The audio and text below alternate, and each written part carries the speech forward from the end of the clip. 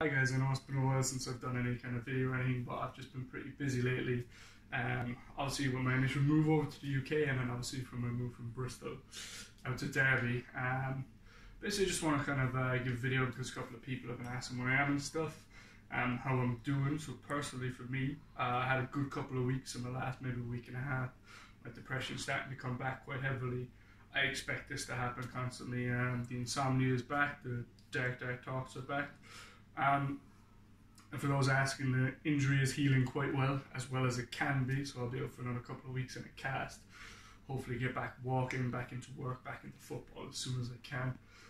But this video basically was, I wanted to kind of step away from the depression. My own struggles and stuff like that are well documented, and I will still be doing depression videos to help other people that need it. But I just wanted to kind of expand the channel, for want of a better phrase, a little bit. And basically I want to talk about the effects of toxic people in your life, how damaging it can be, how mentally, it does all obviously tie in with the depression, but how mentally destructive toxic people can be. And obviously in myself, very, very recent times, I've had quite a toxic experience, with obviously a situation that was in Bristol that led me to come here. And obviously I don't want to be taking shots at anyone. It was just a bad situation for everyone. I felt like it wasn't going to end well. And basically the one thing I know about toxic people is they try and control every aspect of your life. They try and control you. Everything has to be done for them. Everything that you're doing wrong in their eyes has to be fixed immediately. And basically they just gaslight you. And when I say that is, for example, they say, oh, let's go see Superman in the cinema, and you agree to that, and then they go, okay, we're going to see Batman.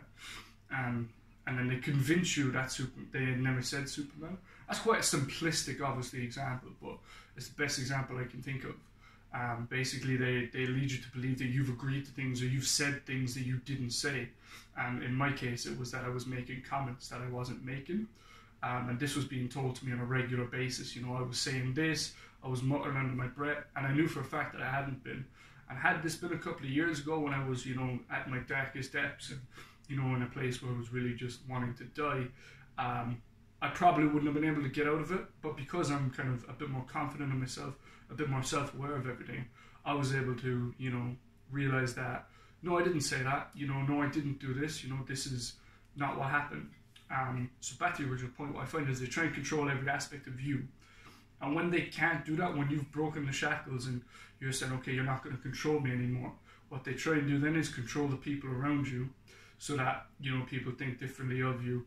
For example, if you have a breakup or, a split in a family or something like that, what will happen is that person will then tell their friends and their close family around you, people that you might be in contact with, or, people you might never talk to again, but the opinion of you is one way. For example, with me, I moved out because the situation wasn't right for me. I was getting very depressed.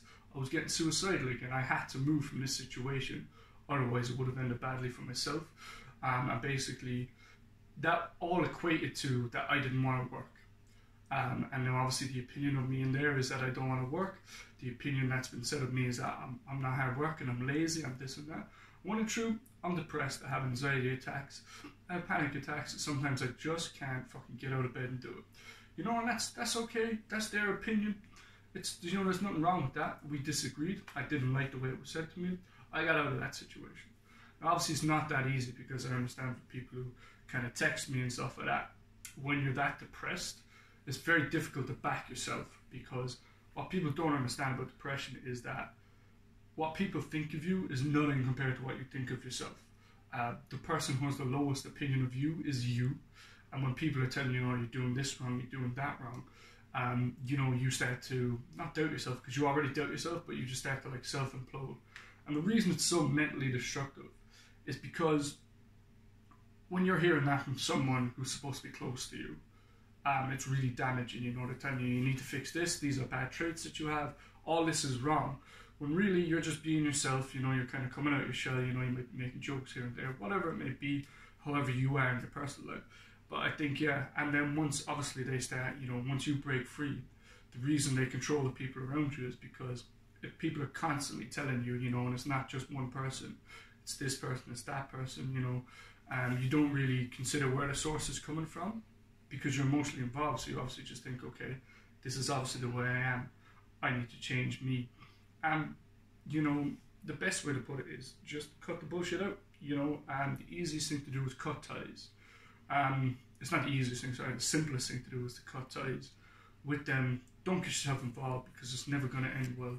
Because while someone is gaslighting you, they're going to get off point. Every time you have like an argument or a discussion, it gets off point. So what you need to do is just bring them back to the point. Keep bringing them back to the point. Don't let them directly attack you. And if they do, for example, you know, if you're talking and someone says, yeah, will you get angry really quickly? You know, you say, oh yeah, that might be the case, but not in this case. Get back to the point. You know, or you're very negative about certain things. It'll be like, yeah, we can talk about that later, but come back to what we're talking about now. Because if you allow someone to get you off point like that, it's going to mentally destroy you.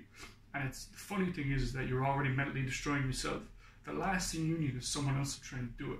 So that's where toxic people can be so dangerous, because they can change a very depressed person, someone who's already maybe self-harming, like I was a couple of years ago, you know, like I was tempted to do a couple of weeks ago on that, you know, and it does have a lasting effect. It's a bit like bullying essentially, but they're doing it from a friend's point of view.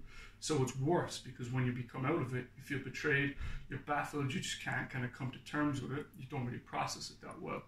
So yeah, the main thing is it's bullying coming from a friend's point of view. And the reason that's so difficult is because obviously it's someone you put trust in. But it can turn someone who's self-harming to suicidal. It can turn someone who's, you know, very suicidal to obviously, God forbid, you know, going and killing themselves. It can turn someone who, you know, is happy to a bit down. It can turn someone who's down to, you know, cutting themselves all of a sudden. It really does take its toll eventually. And when you have someone who's constantly doing that, and when you break away from it, you think you're done. And everyone else that they know starts doing it as well. Some people that you know that mightn't believe you will start doing it as well. And it can be really, really difficult. But I suppose the easiest or the simplest thing, as I said, is to just have a bit of confidence in yourself, which I know is the hardest thing in the world, because sometimes opening the curtains in the morning is the hardest thing in the world. If you could just get that bit of confidence to say, no, I am who I am, and people need to deal with it. People who want to be involved in my life can be involved. People who don't want to be involved in my life, get the fuck out of my life. You know, you don't need to be here. You don't need to be toxic towards me. And that's kind of just the start of the toxic people thing. I think that's going to be it for this video. Might be running a bit long, I'm not sure. But yeah, thanks for listening, guys, and I'll see you in the next one.